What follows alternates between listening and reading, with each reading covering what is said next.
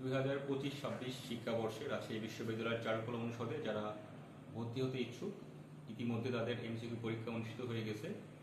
তো যারা রাজশাহী বিশ্ববিদ্যালয় চারুকলা অনুষদে ভর্তি হতে ইচ্ছুক তাদের জন্য আজকের মূলত এই ভিডিওটি। তো আমরা প্রথমেই জানবো রাজশাহী বিশ্ববিদ্যালয় চারুকলা অনুষদের সাবজেক্ট পরিচিতি। এখানে মূলত কয়েকটি সাবজেক্ট রয়েছে এবং কি কি বিষয়ে শিক্ষাদান দেওয়া হয়। তো রাজশাহী বিশ্ববিদ্যালয়ের মোট হচ্ছে 3টি ডিপার্টমেন্ট রয়েছে। এই 3টি ডিপার্টমেন্টের টোটাল 8টি সাবজেক্ট রয়েছে। তো আমি যদি প্রথম ডিপার্টমেন্টটি বলি সেটা হচ্ছে চিত্রকলা, প্রাচ্যকলা ও ছাপচিত্র। এই 3টা সাবজেক্ট নিয়ে একটা ডিপার্টমেন্ট। অন্যটি হচ্ছে গ্রাফিক্স ডিজাইন, কারুশিল্প ও শিল্পকলার ইতিহাস, এবং অন্যটি হচ্ছে ভাস্কর্য ও সিরামিক্স। এই টোটাল হচ্ছে 8টি সাবজেক্ট। এই 8টি সাবজেক্টে শিক্ষার্থীদের বিভিন্ন বিষয়ের উপরে শিক্ষাদান দেওয়া হয়।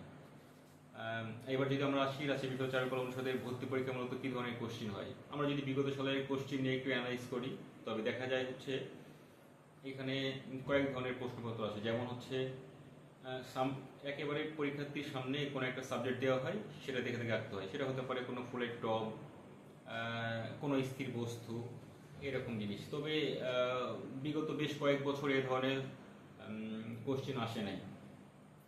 অন্যটি হচ্ছে স্টিল লাইফ।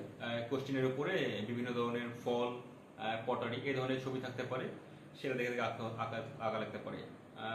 অনেক ক্ষেত্রে বলা থাকে যে হচ্ছে এই ছবিটা দ্বিগুণ, 1.5 গুণ অথবা 3 গুণ করে আঁকতে, অথবা অনেক ক্ষেত্রে এমনও বলা হয় যে ছবিটি আছে এই পৌত ছবিটাকে একটি সুন্দর কম্পোজিশন অনুযায়ী বা মাপ অনুযায়ী তোমার উত্তরপত্রে আঁকো।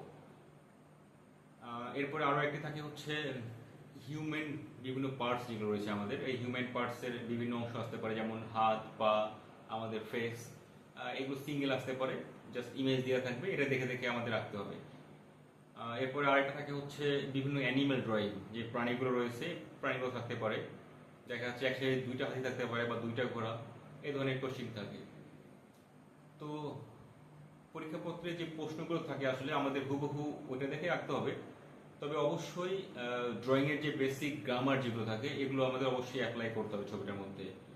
দেখা যাচ্ছে আমাদের যে ছবিটা পৌত যে ছবিটা আছে এখানে পুরো অংশটাই একই রকম লাইনে আঁকা, এমন করলে কিন্তু আমাদের হবে না। যখন আমাদের পরীক্ষায় ছবিটি আঁকতে হবে আমাদের অবশ্যই যে অংশে ডার্ক সেখানে ডার্ক পেন্সিল অ্যাপ্লাই করা লাগবে, যেখানে লাইট সেখানে লাইট, অর্থাৎ লাইট অ্যান্ড শেড থাকা লাগবে।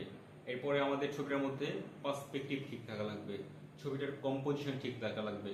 এই সবগুলো বিষয় যখন একটা পরীক্ষার্থীর খাতায় কোনো শিক্ষক দেখবে সেটা কি হয়, জাস্টিফাই হয় বা ভালো মার্ক পেয়ে থাকে শিক্ষার্থীদের। তো আমাদের অবশ্যই বেসিক যে বিষয়গুলো আছে এই বিষয়গুলো জানা লাগবে।